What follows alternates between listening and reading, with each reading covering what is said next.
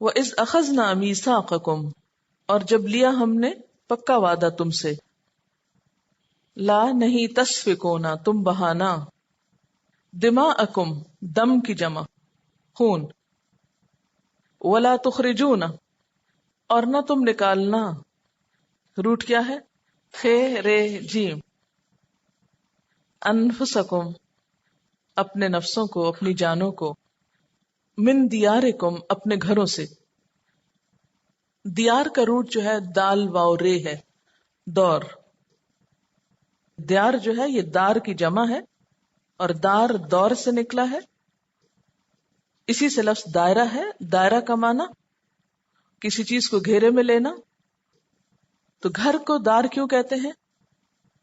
کیونکہ وہ بھی گھر والوں کو گھیرے میں لے کر دروازہ بند کر دیا جاتا ہے۔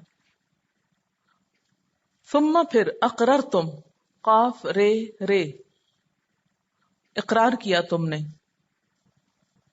اچھا، اب قرار آنے اور اقرار دونوں میں روٹ ایک ہی ہے، تو دونوں میں ریزمبلنس کیا ہے؟ جب آپ کسی بات کا اقرار کرتے ہیں تو گویا کیا کرتے ہیں؟ ٹھہر جاتے ہیں، اس بات پہ ٹک جاتے ہیں۔ وَأَنْتُمْ اور تم تشہدون تم گواہ ہو، کیا ہے روٹ اس کا؟ شین ہے دال۔ وَإِذْ أَخَذْنَا مِيثَاقَكُمْ اور جب ہم نے تم سے پکا وعدہ لیا، کس بات کا؟ نمبر 1 لا تسفکون دماءکم، تم اپنے خون نہ بہانا۔ اپنے سے مراد کیا ہے؟ اپنے بھائی بندوں کے، یعنی اپنی قوم کے۔ ولا تخرجون انفسکم من دیارکم اور اپنے نفسوں کو، اپنے بھائیوں کو اپنے گھروں سے نہ نکالنا، بے گھر نہ کرنا۔ ثم پھر اقررتم تم نے اقرار کر لیا، وعدہ کر لیا، کس بات کا؟ کہ نہ خون بہائیں گے اور نہ اپنے بھائیوں کو بے گھر کریں گے۔ وَأَنْتُمْ تَشْهَدُونَ اور تم خود گواہ ہو کہ تم یہ وعدہ کر چکے ہو۔ یہاں بنیادی طور پر بنی اسرائیل کے ایک خاص عمل کا ذکر ہے۔ قصہ کچھ یوں ہے کہ نبی صلی اللہ علیہ وسلم جب مدینہ میں تشریف لائے تو آپ کی آمد سے پہلے مدینہ میں کچھ یہودی قبائل رہتے تھے۔ ان قبائل کے نام آپ نے سن رکھے ہوں گے، بنو قریظہ، بنو نذیر، نذیر نزال سے نزوئے سے بلکہ دواد سے، اور بنو قینقاع، یہ مشہور قبیلے تھے۔ انہوں نے اپنے ہمسایہ عربوں کے ساتھ دوستی کر رکھی تھی، اس دوستی کو کہتے ہیں حلیفانہ تعلقات۔ حلیف کا مطلب ہوتا ہے قسم کھا کر دوست بنانے والا، کہ ہم ساتھ جیے مریں گے، بہت پکی دوستی کی طرف اشارہ ہے۔ اور کون رہتا تھا مدینہ میں جب آپ تشریف لے گئے تھے؟ اوس اور خزرج۔ اب ہوا یہ کہ بنو قریظہ نے اوس کے ساتھ حلیفانہ تعلقات قائم کر رکھے تھے، اور بنو نذیر اور قینقاع نے خزرج کے ساتھ۔ اور یہ سب کچھ کیوں تھا؟ دنیاوی سیاست اور دنیاوی مفادات کی خاطر، یعنی آپس میں گروہ بندی کر رکھی تھی اور دشمنوں کے ساتھ تعلقات قائم کر رکھے تھے، جن تعلقات کو بھی حلیفانہ تعلقات کہا گیا۔ اس میں کیا تھا کہ اگر تمہارے خلاف کوئی لڑنے کو آئے گا تو ہم تمہاری مدد کریں گے، ہم تمہارا ساتھ دیں گے۔ اب ہوا کیا کہ جب اوس اور خزرج میں باہم لڑائی ہوئی تو جو اوس کے حلیف تھے، کون تھے وہ؟ بنو قریظہ۔ وہ کس سے لڑے؟ صرف خزرج سے نہیں بلکہ خزرج کے حلیف دو یہودی قبائل بنو نذیر اور بنو قینقاع سے، ان سے بھی لڑ پڑے، ان کے الائنس بن گئے نا وہ۔ اس چیز سے اللہ تعالیٰ نے ان کو منع کر رکھا تھا۔ وَإِذْ أَخَذْنَا مِيثَاقَكُمْ اور جب ہم نے تم سے پکا وعدہ لیا، کس بات کا؟ نمبر 1 لا تسفکون دماءکم، تم اپنے خون نہ بہانا۔ اپنے سے مراد کیا ہے؟ اپنے بھائی بندوں کے، یعنی اپنی قوم کے۔ ولا تخرجون انفسکم من دیارکم اور اپنے نفسوں کو، اپنے بھائیوں کو اپنے گھروں سے نہ نکالنا، بے گھر نہ کرنا. ثم پھر اقررتم تم نے اقرار کر لیا، وعدہ کر لیا. کس بات کا؟ کہ نہ خون بہائیں گے اور نہ اپنے بھائیوں کو بے گھر کریں گے. وانتم تشہدون اور تم خود گواہ ہو کہ تم یہ وعدہ کر چکے ہو. ثم پھر انتم تم ہؤلاء وہ لوگ ہو، تقتلون تم قتل کرتے ہو، انفسکم اپنے نفسوں کو، وتخرجون اور تم نکالتے ہو، فریقاً ایک گروہ کو، منکم اپنے میں سے، تم میں سے، من دیارہم ان کے گھروں سے، تظاہرون تم چڑھائی کرتے ہو، علیہم ان پر. تظاہرون کا لفظ جو ہے یہ زوئے ہے رے سے نکلا ہے. ظہر، ظہر کہتے ہیں پشت کو، پیٹھ کو. اسی سے لفظ ظہرن یا ظہیر ہے جس کا معنی ہوتا ہے مددگار، پشت پناہی کرنے والا. اصل میں یہ لفظ تھا تتظاہرون، تم ایک دوسرے کی پشت پناہی کرتے ہو. لیکن اس کے بعد جب الا کا لفظ آیا ہے تو اس کا معنی کیا ہو جاتا ہے؟ یعنی ان کے خلاف، یعنی اپنے ہی بھائیوں کے خلاف تم چڑھائی کرتے ہو یا دشمن کی مدد کرتے ہو. بالاسم 7 گناہ کے، الف سے میم اسم، ایسی کیفیت کہ انسان کا دل نیکی کے کام سے پیچھے رہے اور گناہ کے کام کی طرف مائل ہو.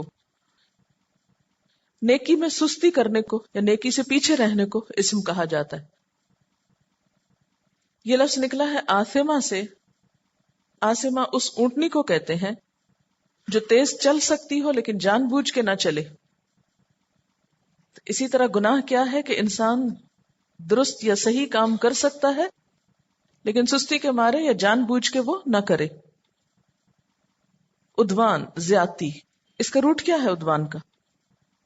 این دال واو، عدوان زیادتی. وَإِن يَأْتُوكُمْ اور اگر آتے ہیں تمہارے پاس، اسارا، اسرا کی جمع ہے اسارا، اور اسرا کی پھر سنگولر ہے اسیر. اسیر سے اسرا، اسرا سے اسارا. جمع الجمع کہتے ہیں اس کو، جمع کی بھی جمع. ابھی بے شک یاد نہ بھی کیجئے لیکن صرف سن لیجئے تاکہ آپ کے کان مانوس ہوتے رہیں نئے نئے گرامر کے لفظوں سے. کسی بھی علم کو سیکھنے کے لیے پہلے اس کی ٹرمینالوجی یا الفاظ سے مانوس ہونا ضروری ہے. تفادوہم، تفادو کا روٹ ہے فے دالیے، اسی سے لفظ نکلا ہے فدیہ. تفادہ یفادی مفادات، اردو میں لفظ استعمال ہوتا ہے نا مفادات، وہ اسی روٹ سے ہے. لیکن یہاں مراد کیا ہے؟ کوئی رقم دے کر، عوض معاوضہ دے کر کسی کو چھڑا لینا. تم ان کو فدیہ دے کر قید سے چھڑا لیتے ہو. وہوا حالانکہ وہ محرمن حرام کیا گیا ہے. علیکم تم پر، اخراجہم ان کا نکالنا. افتؤمنون کیا پھر تم ایمان لاتے ہو، ببعض الکتاب 7 کتاب کے بعض حصے کے، وتکفرون اور تم کفر کرتے ہو ببعض 7 بعض کے. فما جزاؤ تو کیا بدلہ ہو، کیا سزا ہو. یہاں جزا بیسیکلی کس معنی میں استعمال ہو رہا ہے؟ سزا کے معنوں میں، کیونکہ عربی میں جزا اور سزا دونوں کے لیے استعمال ہوتا ہے، بدلے کے معنوں میں. من یفعل جو کرے، ذالک یہ بات، منکم تم میں سے، الا مگر، خزیٌ رسوائی، ایسی ذلت جس سے شرم آئے، اپنے برے اعمال کی وجہ سے دوسروں کی نگاہ سے گر جانا. یعنی خزی کون سی رسوائی ہوتی ہے؟ جس میں اپنا ہی قصور ہو. فی الحیات الدنیا، دنیا کی زندگی میں. ویوم القیامت اور قیامت کے دن کیا ہوگا؟ یردون وہ پھیرے جائیں گے. روٹ کیا ہے؟ رد، رے دال دال. رد کا کیا معنی ہوتا ہے؟ جب آپ کوئی چیز رد کرتے ہیں تو کیا کرتے ہیں؟ سوچیے ذرا، امیجن کیجئے نا تاکہ آپ کو لفظ مشکل نہ لگے. آپ نے کوئی چیز رد کر دی تو کیا کیا؟ ریجیکٹ کر دیا، واپس لوٹا دیا، پھیر دیا، پلٹا دیا. تو یردون وہ پلٹائے جائیں گے، لوٹائے جائیں گے، الا طرف اشد العذاب شدید عذاب کے، سخت عذاب کے. وَمَا اللَّهُ اور نہیں ہے اللہ تعالیٰ بغافل غافل عما تعملون اس سے جو تم عمل کرتے ہو. ثم انتم هؤلاء تقتلون انفسکم تم تو وہ لوگ ہو کہ جنہوں نے اپنے نفسوں کو یعنی اپنے ہی بھائیوں کو قتل کیا. تم تو اپنے بھائیوں کو قتل کرتے ہو. وَتُخْرِجُونَ فَرِيقًا مِّنْكُمْ مِّن دِيَارِهِمْ اور اپنے میں سے ہی ایک گروہ کو ان کے گھروں سے بھی نکال دیتے ہو، یعنی بالکل اپنے کیے ہوئے وعدے کے الٹ کرتے ہو. تَظَاهَرُونَ عَلَيْهِمْ بِالْإِثْمِ وَالْعُدْوَانِ تم ان پر چڑھائی کرتے ہو گناہ اور زیادتی کے ساتھ، یعنی اپنے بھائیوں کی مدد کرنے کی بجائے ان کے خلاف دشمن کی مدد کرتے ہو.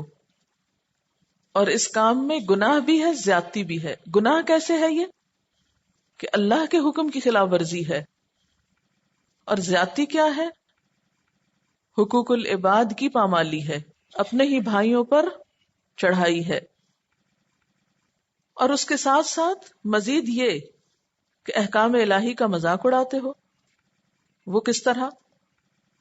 وَإِن يَأْتُوكُمْ أُسَارَىٰ اگر وہ آتے ہیں تمہارے پاس قیدی بن کر، یعنی تمہاری باہم لڑائی میں جب وہ دشمن کے ہاتھوں قید ہو جاتے ہیں، تُفَادُوهُمْ تو تم فدیہ دے کر ان کو چھڑا لیتے ہو.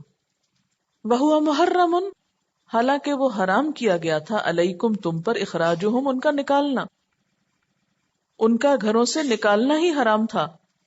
لیکن اس حکم کو تو تم نے نہیں مانا. ہاں ایک اور حکم جو تمہیں دیا گیا تھا کہ اگر تمہارا اپنا کوئی بھائی دشمن کے ہاتھوں قید ہو جائے تو فدیہ دے کر چھڑانا، اس حکم پر تم عمل کر لیتے ہو. افتؤمنون ببعض الکتاب کیا پھر تم کتاب کے بعض حصے پر ایمان لاتے ہو؟ کون سی بات یہاں خاص طور پر کہ بھائیوں کو فدیہ دے کے چھڑاتے ہو. وتکفرون ببعض اور بعض باتوں کا کفر کرتے ہو. کس بات کا کفر؟ کہ ان کے خون نہ بہانا اور انہیں گھروں سے نہیں نکالنا، یہ بات تم مانتے نہیں ہو.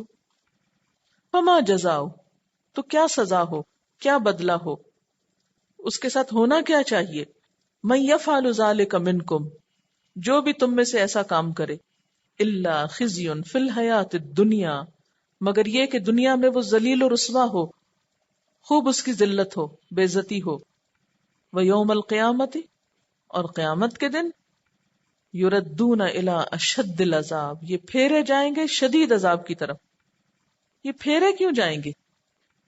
کیونکہ جب یہ عذاب میں ڈالے جائیں گے نا تو اس سے کیا کریں گے؟ نکلنے کی کوشش کریں گے.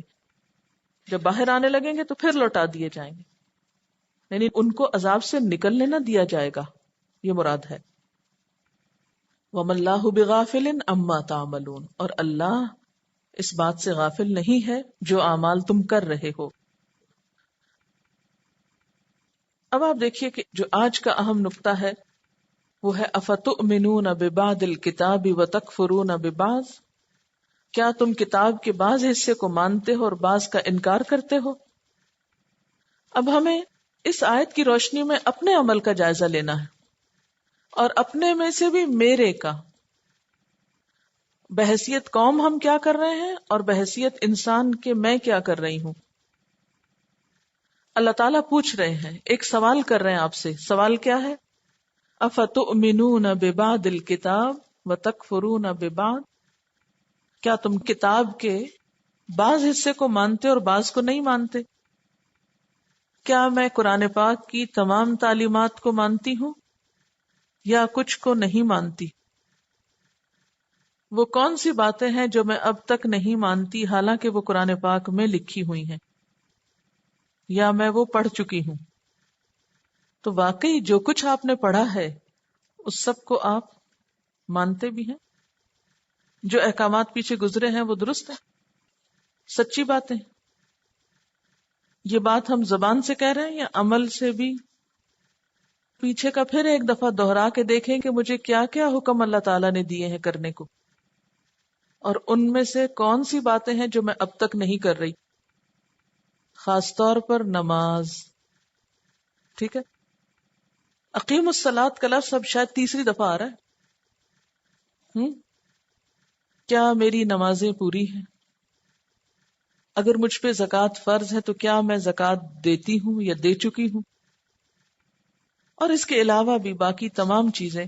آپ ایسا کیجئے، ایک فہرست بنائیے ان سارے احکامات کی، عمل کی باتوں کی جو پچھلے آدھے سے پارے میں گزر چکی، کہ کن کن چیزوں کا اللہ تعالیٰ نے مجھ کو حکم دیا ہے. اور اس میں ساتھ ہی والدین کے ساتھ احسان اور رشتہ داروں اور یتیموں اور مسکینوں کے ساتھ احسان بھی شامل کر لیجئے کہ ان سب کے ساتھ میرا کیا رویہ ہے. ٹھیک ہے. تو قرآن پاک جو ہے یہ محض علم میں اضافے کی کتاب نہیں ہے، بلکہ یہ ایک آئینہ ہے ہمارے لیے. قرآن پاک کیا ہے؟ ایک آئینہ ہے جس میں ہم اپنے چہرے کے داغ دھبے دیکھ سکتے ہیں. کہاں کہاں ابھی فنیشنگ نہیں ہوئی، کون کون سا داغ رہ گیا ہے، کہاں کہاں کچھ کیل نکلے ہوئے ہیں، کون کون سی پورز بند ہے، کہاں صفائی نہیں ہوئی،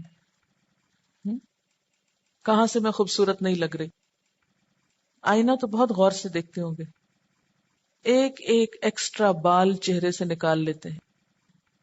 بال سب سے باریک چیز ہوتی ہے نا عام طور پر. ایک ایک بال نکال لیتے ہیں چہرے سے کہ نہیں، کیوں نہیں رہنے دیتے؟ ایک تو رہنے دیا کیجئے، اس کو لمبا ہونے دے. نہیں، کیوں؟ خوبصورتی متاثر ہوگی. خوبصورتی متاثر ہوگی تو کیا ہوگا؟ ہم دوسروں کی نگاہ میں گر جائیں گے. تو جب ہم اللہ تعالی کی بات نہیں مانتے تو کیا کوئی خوبصورتی متاثر نہیں ہوتی؟ کہ ہوتی؟ پھر کس کی نگاہوں میں گر سکتے ہیں؟ اللہ تعالیٰ کی. کیا فرق پڑتا ہے؟ کوئی فرق پڑتا ہے؟ کوئی فرق نہیں پڑتا. اسی لیے اللہ تعالیٰ کیا فرماتے ہیں؟ فما جزاء من يفعل ذلك منكم الا خزي في الحیات الدنیا.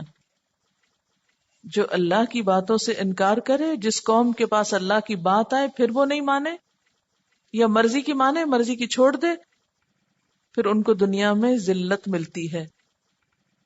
آج امت مسلمہ کا حال ایسا کیوں ہے؟ اسی لیے ہے نا کہ ہم اپنی مرضی کی باتیں لیتے ہیں اس کتاب سے، خود نہیں بدلتے، قرآن کو بدل دیتے ہیں. ہم چاہتے ہیں کتاب بدل جائے، ہمیں نہ بدلنا پڑے، ہم جو کر رہے ہیں وہی کرتے رہیں. ایسا رویہ دنیا کے علاوہ آخرت کے لیے بھی نقصان دہ ہے. اور وہ کیا ہے؟ وَيَوْمَ الْقِيَامَةِ يُرَدُّونَ إِلَىٰ أَشَدِّ الْعَذَابِ. اور یردون کا ایک معنی یہ بھی ہو سکتا ہے کہ دنیا کی رسوائی سے نکلنے کے بعد عذاب کی طرف پھیر دیے جائیں گے. جیسے کہتے ہیں نا آسمان سے گرا کھجور میں اٹکا، تو وہ ایک مصیبت سے نکلنے کے بعد دوسری میں جا پڑیں گے. پھر یہ ہے کہ اللہ تعالیٰ نے یہاں ان کے حق کے انکار کی کچھ بات کی ہے کہ انہوں نے نبی صلی اللہ علیہ وسلم کو پہچاننے کے بعد آپ کا انکار کیا، اور اس انکار کی وجہ بغی بتائی گئی. بے غین. یہ کچھ اور صفات بھی ہوتی ہیں جو انسان کے حق کے قبولیت کے راستے میں رکاوٹ ہوتی ہیں، اور وہ کیا ہوتی ہیں؟ ایک ہوتی ہے عجب، عین جیم بے، عجب.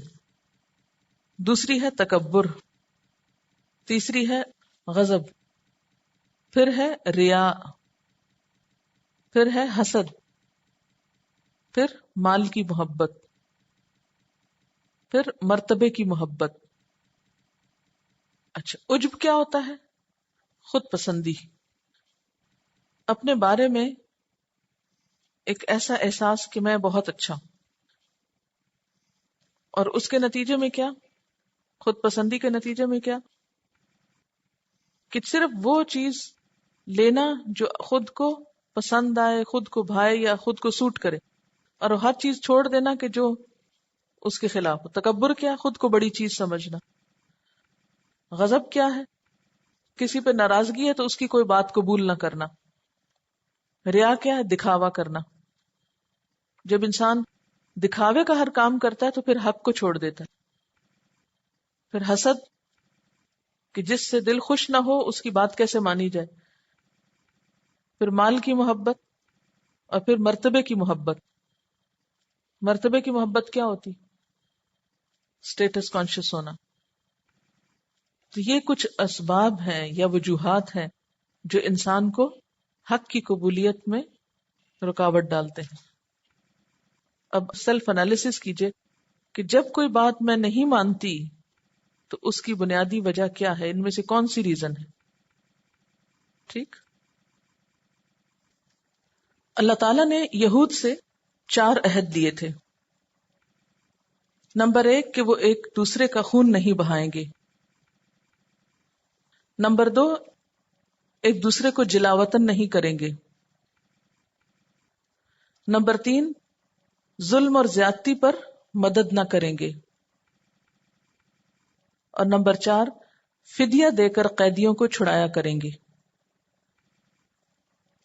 اب ہوا یہ کہ جب دنیاوی تعلقات کی وجہ سے جب اوس اور خزرج کے درمیان باہم جنگ ہوئی تو ان کے جو حلیف قبیلے تھے وہ بھی ساتھ شریک ہو گئے، اور اس طرح یہود بمقابل یہود کے آپس میں لڑ پڑے. اس طرح انہوں نے اللہ تعالی کے کچھ احکامات کی تعمیل نہ کی. کون سے؟ یہ حکم کہ تم ایک دوسرے کا خون نہیں بہاؤ گے. انہوں نے یہ حکم نہیں مانا اور ایک دوسرے کا خون بہایا.